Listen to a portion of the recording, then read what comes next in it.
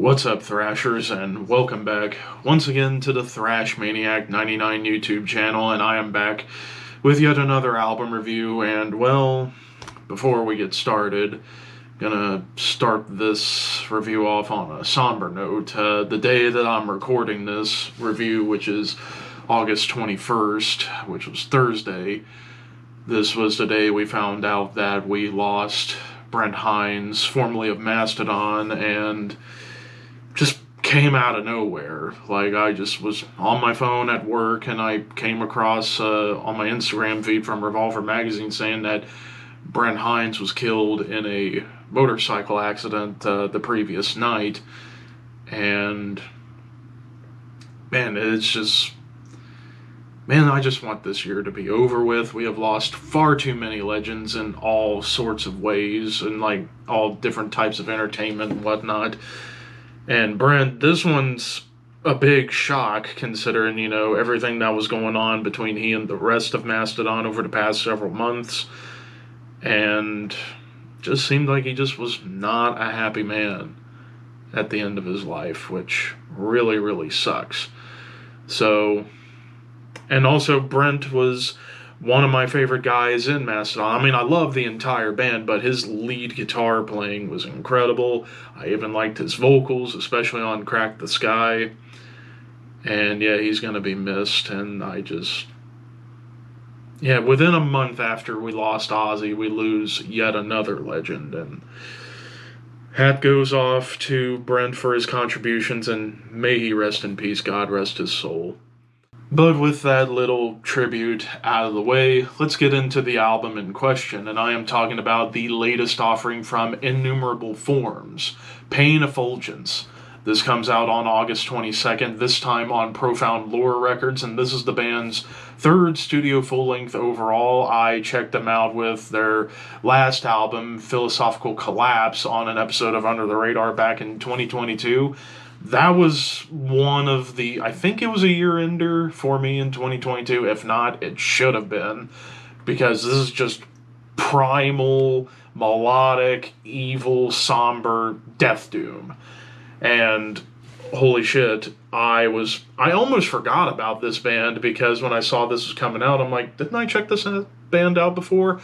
And it turns out I did, so I definitely want to go over this. And all I gotta say to start this off is this is everything I love in death doom, with lots of aspects of old school death metal thrown into the mix, and it just made for a hell of an album, a hell of an experience. Kicking things off with the track Impulse, right away you get a good sense of what the guitar tone is going to be all about. It is primal, it is vicious sounding, it's got a lot of bite behind it, and the vocals, cavernous as they can get, very much in the vein of, bands like Incantation, and even bands like Disma and Blaspherian, bands along those lines. But the atmosphere and everything on it just has that classic old school death metal, but death doom on top of it. And also, I gotta mention this right out of the gate with the production. Arthur Risk, this is yet another great production he's put together. This sounds big, but still raw and grimy and primal. And yeah, this is maybe one of my favorite raw productions I have heard this year. But yeah, with this opening track, you do get into a lot of tremolo and blasts that more so remind me of bands like Incantation, but even a little bit of Unleashed, like early Unleashed. But then it does get into, like, the lead work on this album kind of goes for basically every aspect of death metal as a whole. Like, your big, like, Trey-esque dive bombs, but you get lots of great melody and harmony on this album, like, almost across the board. Wonderful melodic play and harmonics going on. It is just wonderfully done when it came down to leads, in terms of diversifying everything, making everyone stand out. But with Impulse, it doesn't really get doomy until you get to a breakdown towards the end. Same goes for Indignation, which this one is mostly all about providing a lot of murk, to it with tremolos and blasts, but you get more so like a doomy breakdown as opposed to like a straight up death doom switch up. And there's even like it even descends, like it almost sounds like it's descending into the fires of hell, it sounds like.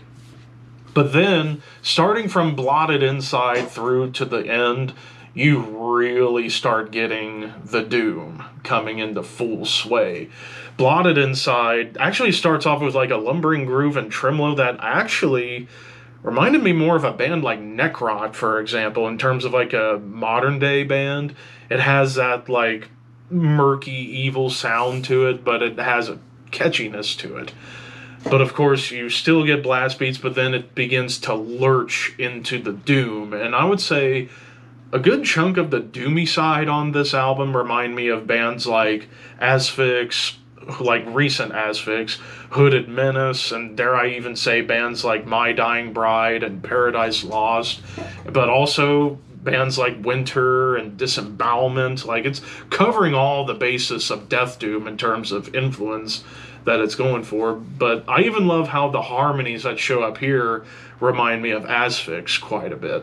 Dissonant Drift, not really a whole lot of dissonance going on this song. It's mostly all about the doomy open string riffs, and it's Paradise Lost meets Hooded Menace. And I would say when it comes to the Paradise Lost side of things, kind of more or less like the first two albums, Lost Paradise and Gothic to an extent. There is a tiny bit of like a Gothic dreariness that's kind of touched on a good chunk of this album, but with Dissonant Drift, like the harmonies on this track particularly get very evil and get very menacing.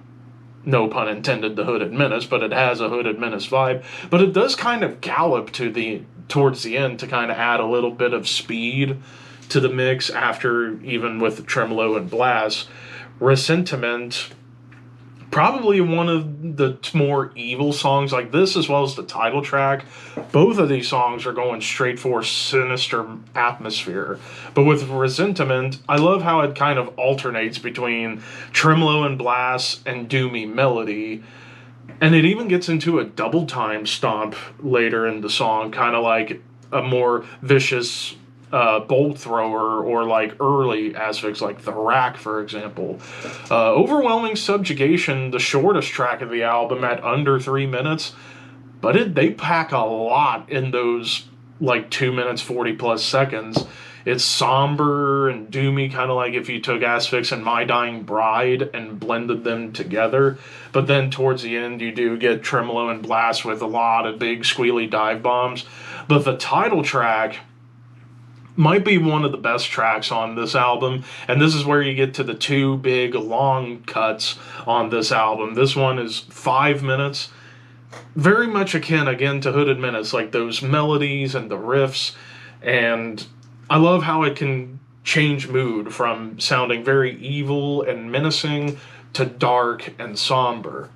But then you get to the closer, Austerity and Attrition, basically touches on like everything this album has, and this is about a 7 minute long song, and it perfectly encapsulates the entire album into one song. You get doom, you get tremolo, you get blast, but you actually get some chug and groove to start this one off, which was more akin to like old school death metal. But I love how you get a lot of atmosphere, like lots of atmospheric pockets before it leads into something big, and of course harmonies galore. This album, it's like the moods of this album, it's almost like someone being sent down into the fire, somber and depressed, and is fighting his way out to get back on Earth. Kind of is the vibe I get on here. So musically, this is insane for a Death Doom album that has a lot of that old school death metal charm.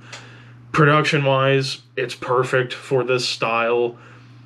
I have nothing to nitpick or complain about at all.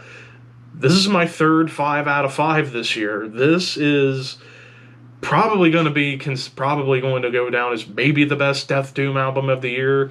That depends on what happens with the new Hooded Menace coming out in October, which I can't wait for. But for now, this is the Death Doom album of 2025. This is incredible, incredible stuff. So if you are a fan of so many bands. If you are a fan of Asphyx, Hooded Menace, I would say even Incantation, Paradise Lost, My Dying Bride, and Disembowelment, even bands like Spectral Voice, too, I could even get echoes of. Definitely check this out. This is some masterfully crafted death doom. But of course, those are just my opinions. What did you guys think? Let me know in the comments below, and don't forget to like, comment, share, subscribe, all that fun stuff. But until next time, thank you for watching, keep your horns high, and your dreams wet.